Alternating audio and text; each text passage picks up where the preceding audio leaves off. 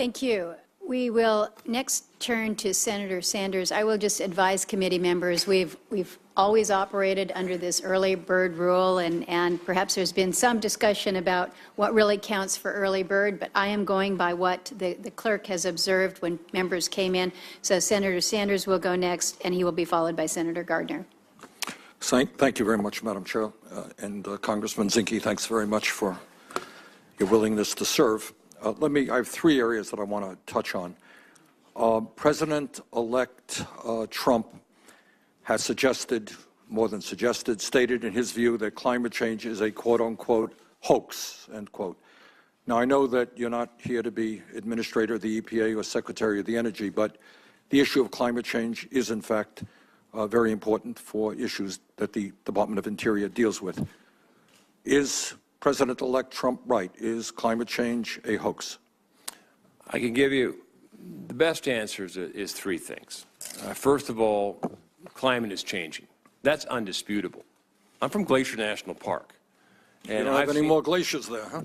Well, and I've seen glaciers over the period of my time recede. Matter of fact, when my family and I have eaten lunch on Grinnell Glacier, the glacier has receded during lunch. All right, but I have, if you could, is the President-elect right? Is climate change a hoax? Well, if I can continue, two more points, I'll make it short. The second thing is man has had an influence. I think that's undisputable as well.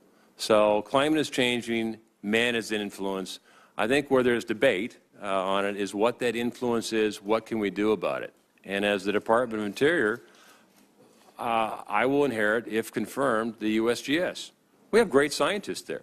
I'm not a climate scientist expert, but I can tell you I will become a lot more familiar with it, and it'll be based on objective science. Right, I don't believe it's a hoax. I believe we should. You do not believe it's a hoax? No, I believe we should be prudent to be prudent. That means I don't know definitively. There's a lot of debate on both sides of the aisle. Well, actually, there's not a whole lot of debate now. The scientific community is virtually unanimous that climate change is real and causing devastating problems. There is the debate on this committee, but not within the scientific community. Next question. But dealing with climate change, if climate change is already causing devastating problems, should we allow fossil fuel to be drilled on public lands? Again, we need an economy and jobs too.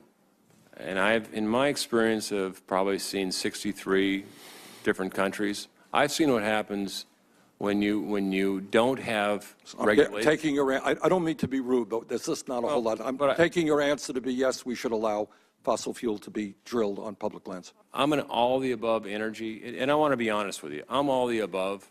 Will you encourage wind and solar on public lands?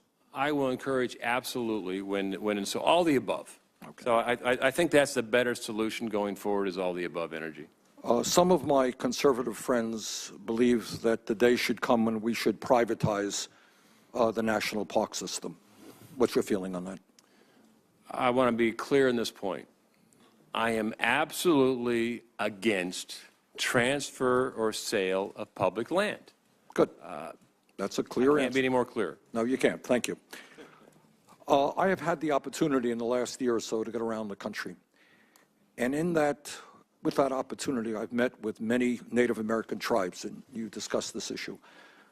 I think it is not debatable that throughout history, including today, the United States government has treated the Native American people with disrespect, has ripped them off, has abrogated treaties. And right now we have in many Native American communities and reservations people living in unbelievable poverty,